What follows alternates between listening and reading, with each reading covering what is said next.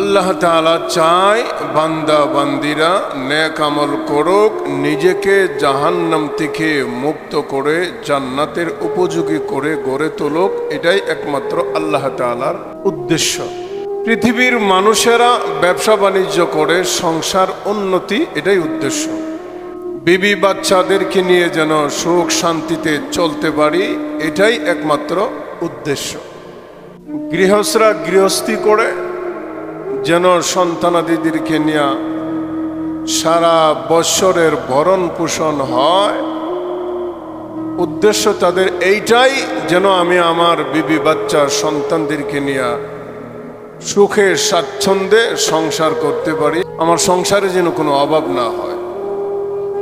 এইভাবেই দুনিয়ার মানুষেরা দুনিয়ার সাফল্যের দিকে এগিয়ে যায়। কেউ ব্যবসা বাণিজ্যের মাধ্যমে, কেউ টাকা পয়সা লেনদেনের মাধ্যমে, আবার কেউ এমন পথেও যায় যেই পথে লেনদেন আল্লাহ এবং আল্লাহর রাসূল নিষেধ করেছেন। শুধু নিষেধ না, দুনিয়ার জিন্দেগির জন্য এই লেনদেনগুলি হারাম। এটাকে কোরআনের ভাষায় বলা হয় সুদ। ইসলামী শরীয়তে এটাকে কোনোভাবেই সমর্থন করে না। তাহলে দুনিয়াতে সাফল্য অর্জন করার দুইটা পথ, একটা হালাল পথ আর একটা হারাম পথ। এটা আপনার জন্য স্বাধীনতা। আপনি হারাম পথেও উপার্জন করে সফলতা অর্জন করতে পারেন, আবার হারাম পথেও উপার্জন করে সফলতা অর্জন করতে পারেন। হালাল এবং হারাম উভয়টা রাস্তা আপনার জন্য, আমার জন্য, সবার জন্যই স্বাধীন দিয়েছে আল্লাহ তাআলা, স্বাধীনতা দিয়েছে। এবার কথা হইল, হালাল এবং হারাম দুটোটা আমার সামনে দেওয়া হয়েছে, আমি কোনটা গ্রহণ করব? আমি যেহেতু মুসলমান, আমি যেহেতু লা ইলাহা ইল্লাল্লাহ মুহাম্মাদুর রাসূলুল্লাহ এ কালিমায় বিশ্বাসী, অতএব আমাকে হারাম বর্জন করতে হবে, হালালকে আঁকড়িয়ে ধরতে হবে, যদিও আমার জীবন চলে যায়।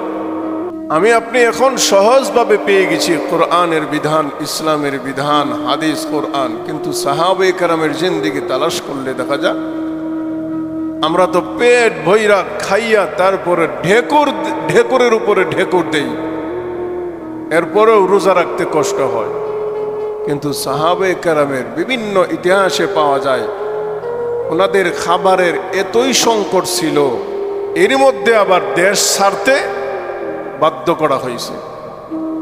সহায় সম্বল সম্পত্তি, দেশ, বাড়িঘর, আত্মীয় স্বজন, মাতা পিতা, এমনকি নিজের বিডাটা পর্যন্ত ছাড়তে বাধ্য করছে কাফের বেঈমান। তাহলে তারা কিভাবে কত কষ্ট করার পরেও রোজা ছাড়ে নাই। আর আমার আপনার অবস্থা এবং সাহাবায়ে কেরামের অবস্থা আকাশ পাতাল ব্যবধান। এরপরেও আমি আপনি রোজা রাখতে কষ্ট হয়, বহু মানুষ আছে কষ্ট হয়, হ্যাঁ, তবু রোজা খায়া রাখুক অথবা না খায়া রাখুক, তার বেলায় কিন্তু সওয়াবের কমতি হবে না, না খায়া রাখলেও সওয়াব হবে। এটা অনেকের ভুল ধারণা যে হুজুর খাইছি না, পানিও খাইছি না, এজন্য রোজা রাখছি না। এটা ভুল ধারণা। রোজা রাখার সাথে খাবারের কোনো সম্পর্ক নাই। একটা হলো ইফতার, এইটা যখন আপনি খাবেন তখন আপনার রোজা ভেঙে যাবে, আর এটা হুকুমই ইফতারের মাধ্যমে রোজা ভাঙে। আল্লাহর রাসূল বলছেন, একটা খেজুর দিয়েও যদি একজন মুমিন আর একজন মুমিনকে ইফতার করায়, একটা খেজুর দিয়ে, এক গ্লাস পানি দিয়া, তারপরেও আল্লাহ তাআলা কিয়ামতের ময়দানে হাউজে কাউসারের পানি তারে পান করাবে। আল্লাহ তাআলা বলেন, রোজার পুরস্কার হিসাবে আমি আল্লাহ তাআলা ঘোষণা করেছি, নামাজের ইবাদত বন্দেগীর বদলা দেওয়া হবে ফেরেশতাদের মাধ্যমে। আমল নামা যার যার হাতে দেওয়া হবে। কোরআন তেলাওয়াতের মর্যাদা এত বেশি, তারপরও কোরআন তেলাওয়াতের পুরস্কার দেওয়া হবে ফেরেশতাদের মাধ্যমে। সুবহানাল্লাহ। অথচ আল্লাহ তাআলা বলেন, যে ব্যক্তি কোরআন তেলাওয়াত করবে ওই ব্যক্তি স্বয়ং আমি আল্লাহ রাব্বুল আলামিনের সাথে কথা বলে।